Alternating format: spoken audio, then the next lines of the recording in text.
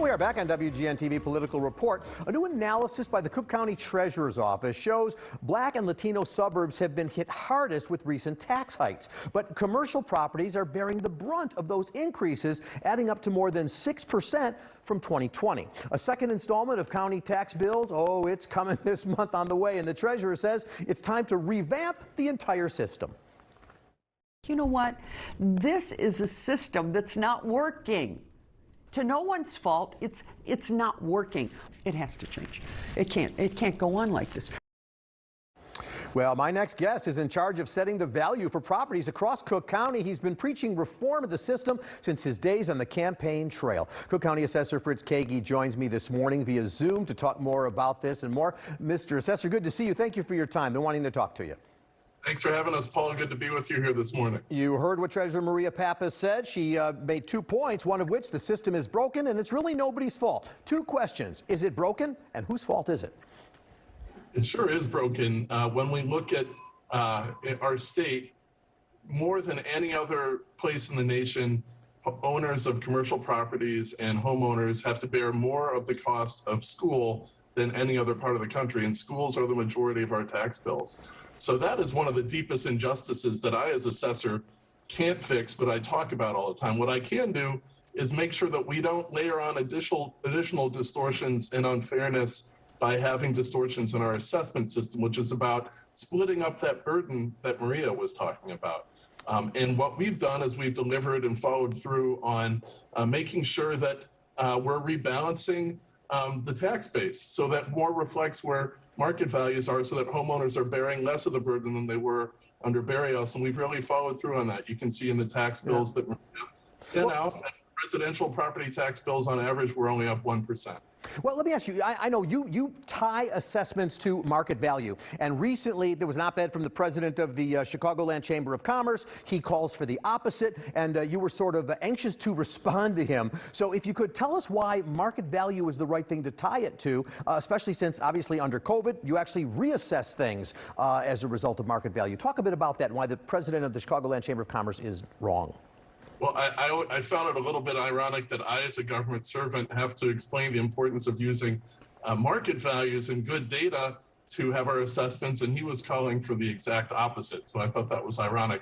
Under the law, we divide up the costs of government, especially the cost of education, according to the market values of properties. And when you introduce distortions into that, that can mean that the folks who are underassessed pay less than their fair share of that cost of educating our children and paying for the cost of government, and everyone else makes up the difference. And when you start to deviate that, that's how you get on a path to a very bad place that we were under Berrios, where assessments didn't have any earthly relation to market values. No one knew where they stood, and homeowners and small businesses knew that they were going to get the short end of the stick, and data showed that they were. So what we've done and why we were elected, what we're committed to doing, is making sure that our assessment system does reflect market value, which is the law, which is a good standard of fairness, so that all, the nearly 2 million property owners in Cook County, we're dividing up that $16 billion cost of government that Maria was talking about according to the system that's under the law, and making sure that it's not distorted, because we know these systems of unfairness can be layered on top of each other, and we don't want to layer on distortions in assessments that hurt communities like the south suburbs and the west suburbs already more than they've already been hurt. Well, let's take a look. You've already assessed to date about 3 townships in the Chicago area. It's Chicago's year, thank goodness. I can't wait for mine. But anyway, one such area, West Chicago Township, which is the city's west, near northwest, and near southwest sides, they got reassessment notices for 2021 last month. They saw their valuations double or even triple. Now, I know assessments are just one factor in these property bills getting created, so you might lower an assessment, but other factors might come into play. But you also held a town hall in Pilsen and trying to explain to very angry residents there why things are going up. So are people's fears founded or not? Well, I think the thing that's harder for everyone to remember is that a change in your assessment does not entail a change in your tax bill, because a change in your assessment, if everyone else's assessment is also rising, can mean your tax bill changes by much less or even go in the opposite direction. We've seen that the last 2 years in the suburbs, where residential assessments rose by a healthy amount, But because commercial rose more, especially for the largest properties, we see the average residential tax bills up only 1% this year, and nearly half of residential homeowners in Cook County saw their property tax bill fall this year. Now, in West, this part of the city is the most transformed from when you and I were growing up here in the Chicago area in the 70s and 80s. This is where we have Fulton Market. This is where we have lots of gentrification going on. And it's hard because property values are rising, but people don't feel like they're being priced out. The good news for that we are trying to tell folks in Bilson and elsewhere is that the homeowners' share of the burden in this part of Chicago where we've reassessed it is continuing that pattern that we saw elsewhere in the city and in the suburbs the last 2 years. And it's generally been good for homeowners because they're paying a smaller share of the burden because we're all in this together. If big properties were being underassessed before and now we're getting them close to market, that's a good deal for homeowners who are in the same mix with them. We can't just care about our own assessment, we have to care about how other people are assessed too. So here's a logical reasoning question for you. Property tax lawyers have told me that the odds are good if you take your assessment on appeal, that you're probably going to get some relief. And since that happened, well, first of all, is that the case? And secondly, if that happens, then does that suggest, well, then there is something wrong in the system if the appeal is most likely going to get you a relief? Something was wrong in the first place. Well, I think for a long time, I grew up in Chicago and I was told, oftentimes this happens to Chicagoans. When you become of the age when you can buy a home, people tell you that you should always appeal because it's always going to be wrong. I think we think we're doing a better job of that. We've seen appeals go down 2 straight years. Statistics say that we're being more accurate in our assessments in the suburbs, but people should always check because people know more about their homes than we do. And if you're seeing us estimate the value of your home, that you can't sell it for that value, it's likely that we got something wrong there. And that is why you should appeal. And we're really trying to focus our energies on those folks. We don't automatically grant you an appeal just because you're doing it. And if you appeal a lot, it's not going to help when the next reassessment comes out because we're always just taking a snapshot of the market. We're not looking at if you appealed before. So I think a lot of those rules of thumb that we might have learned before when the system was really broken, when we had bad data, I think over time people are seeing that we're getting it closer to the mark. But of course, because we are a couple hundred people trying to assess close to 2 million properties, there are always going to be times when we don't get it right, when we don't have enough information. That's why I've tried to push for a better data, a better modern data collection system in this state, which is really important to getting things right.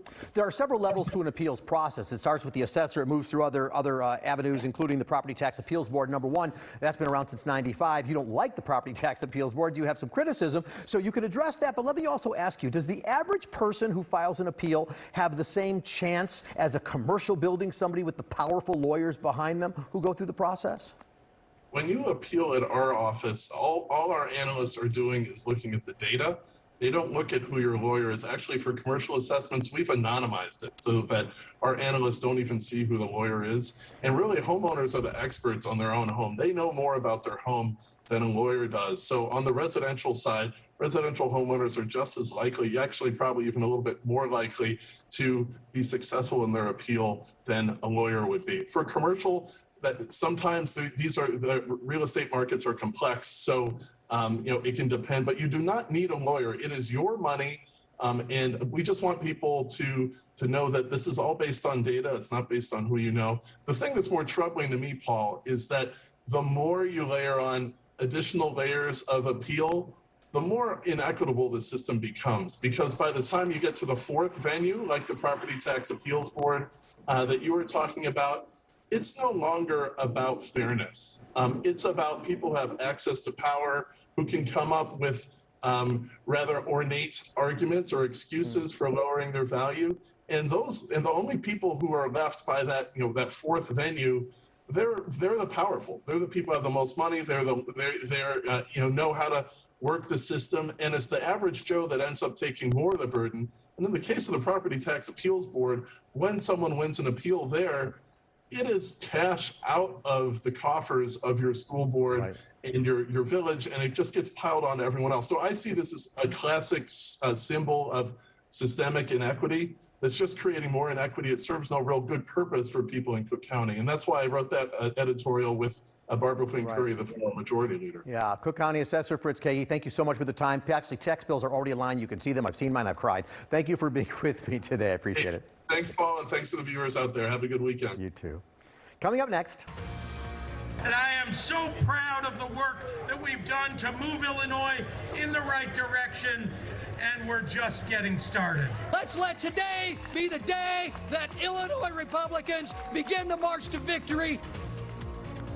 Oh yeah, the 2022 campaign officially underway. We'll take you inside the politics of the Illinois State Fair coming up next.